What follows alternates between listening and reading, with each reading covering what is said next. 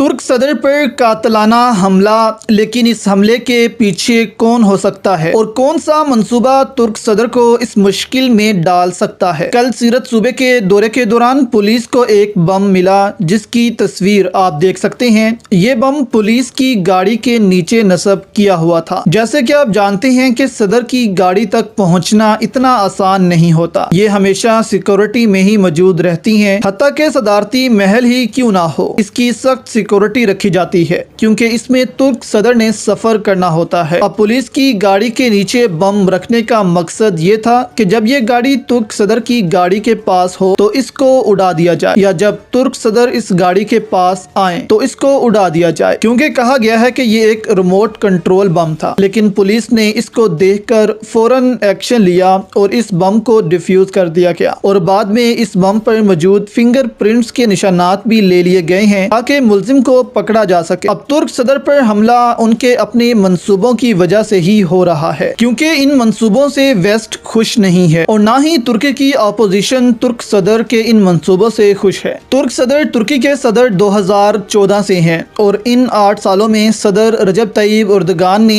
तुर्की का नक्शा बदल दिया है और तुर्की को एक आलमी खिलाड़ी के तौर पर पेश कर दिया है। अब तुर्की में कोई भी सिर्फ 5-5 साल के लिए 2 दफा सदर मुंतखब हो सकता है, लेकिन कहा जा रहा है कि तुर्क सदर ऐसी अमेंडमेंट्स ला रहे हैं कि वो दोबारा तुर्क सदर बन जाएंगे अगले इलेक्शंस में। इसी से अब वहाँ की अपोजिशन बहुत नाखुश है और वहाँ पर रजब तय्यब एर्दोगान पर बहुत तनकीद भी की जाती है, जबकि उनको वहाँ पर एक इलेक्टेड सदर नहीं कहा जाता, जबकि कहा जाता है कि तुर्की में एक डिक्टेटर बैठा हुआ है। लेकिन तुर्क सदर की आवाम में मकबूलियत बहुत ज्यादा है और एक बार फिर अगर इलेक्शन में सदर खड़े हो गए तो दोबारा से आवाम उनको ही इलेक्ट करेगी। तुर्क सदर के बड़े मंसूबों की बात की जाए तो तुर्क सदर सूद का निजाम तुर्की से खत्म कर रहे हैं, जो सीधा सीधा अमेरिका से पंगा लिया जा रहा है। फिर इस्तांबुल कनाल पर काम शुरू हो चुका है। तुर्क सदर को मालूम है कि इन मंसूबे के मुकम्मल होने से कबल अगर वो सदर ना रहे तो फिर कोई भी ये मंसूबे पूरे नहीं करेगा। इसलिए वो चाहते हैं कि वो दोबारा से तुर्की के सदर मुंतखब हों। इसलिए तुर्क सदर अब अगली दफा भी सदर बनने की मुकम्मल कोशिश करेंगे ताकि ये मंसूबे वो मुकम्मल करके जाएं और दोबारा